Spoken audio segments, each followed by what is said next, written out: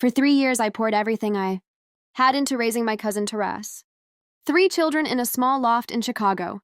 My photography business had failed and I was broke. I moved in to get a fresh start, but instead I became an unpaid caregiver, cooking, driving, and parenting the children. While Tara worked late shifts and went out with her partner Vince, I worked at a diner and took coding classes. In the evening, trying to pursue a new career in technology, but my dream was slipping away every single day. One night, Tara told me she was pregnant again. My heart sank. I had already sacrificed my savings, my ambitions, and my freedom. I couldn't take it anymore. I stormed off after a big fight with Tara. Her cold stare burned into me, but I vowed to move out and start living for myself. Tara's reaction was explosive, and what happened next turned our family upside down. Mornings were a disaster. My alarm went off at 5:15 a.m., pulling me into the chaos of getting Tara's children ready for school. Riley, 15, argued with Ava, 10, about the last waffle. You took it yesterday, Ava yelled, throwing a plate on the floor. I cut it in half, while Owen ate milk, spilled all over the table. I drank some cold coffee and got them into my old hatchback.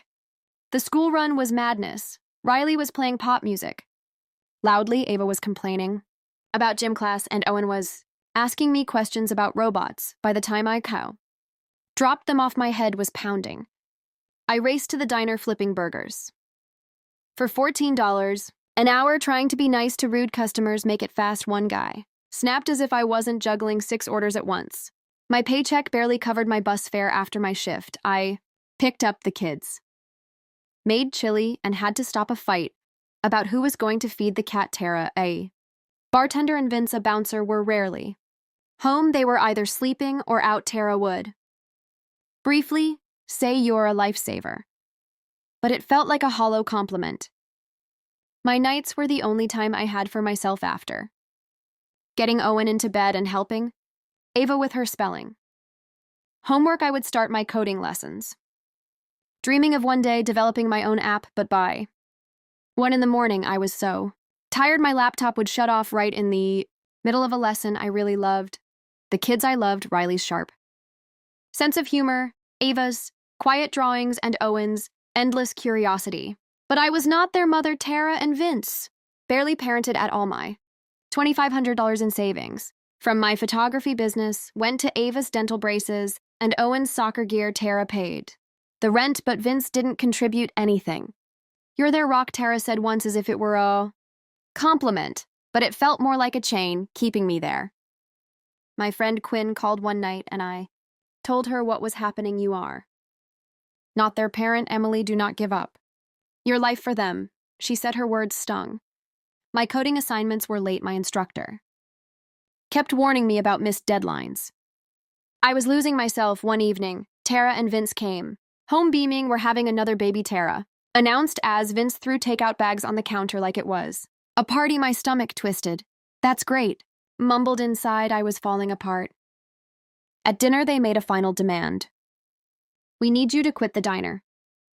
Tara Sayed, you need to be here all the time. Maybe you can also chip in $200 for bills." I froze, my spoon dropping on the table. "Quit my job?" I asked. Vince shrugged. "We're overwhelmed with a new baby on the way. We can't handle it all." My blood started to boil. "I'm already doing everything. I drive them, cook for them, and help them with homework. I can't quit my job." Tara's eyes flashed. "You live here for free. You owe us." I stood up, shaking. "I owe myself a life." I walked out of the room. Their silence was deafening. I called Quinn and paced as I spoke. "They're treating me like a servant." Quinn was direct. "They are taking advantage of you. Go after your dreams." I looked for apartments online. My savings were enough for the deposit on a $1,300 studio apartment. The kids' faces, Riley's mischievous smile, Ava's doodles, and Owen's curious eyes, haunted me, but I had to escape. I sat Riley down and told him I was moving. "Is it because of Mom?" He asked. His eyes were narrow. I nodded. "I will still be there for you, just in a different way." I taught him how to plan meals and keep track of Owen's soccer schedule. Tara knew something was happening. "Are you Abandoning us. She snapped when she saw me, looking at apartments online. I stayed quiet. A few days after I moved into my studio apartment, a small space with nothing but my laptop and my coding notes. My phone rang. This is Officer Grant from the Chicago Police. Department A man said we got a vandalism. Complaint from your cousin's house. My heart pounded when I arrived. Tara was yelling that I had destroyed her television and stolen. 300 the police officers looked at a broken TV screen and a dishwasher that wouldn't work. Riley stepped forward and spoke clearly. She's lying. That TV has been broken for weeks. Owen threw a toy at it in the dishwasher. My mom broke it when she put too many dishes in it. The money she's talking about, she spent it on drinks at the bar. Tara's mouth dropped open. She didn't say anything else. The officers warned her about filing a false report and left. I hugged. Riley, you didn't have to do that. He shrugged. You've been more of a mom to us than she has. I kept my distance and started working as a freelance app developer. Quinn watched the kids and I sent them $30 every month for their school supplies. Tara's life fell apart. Vince left her. Her hours at the bar were cut. I was hired by a startup and quit my diner job. My new apartment was filled with the sounds of my typing and the smell of coffee. The kids would call me on video chat. Ava would send me her new drawings and Owen would tell me about his robotics class. Riley admitted that Tara was barely trying to be a mother. I couldn't fix her, but my $1,200 contract felt like freedom.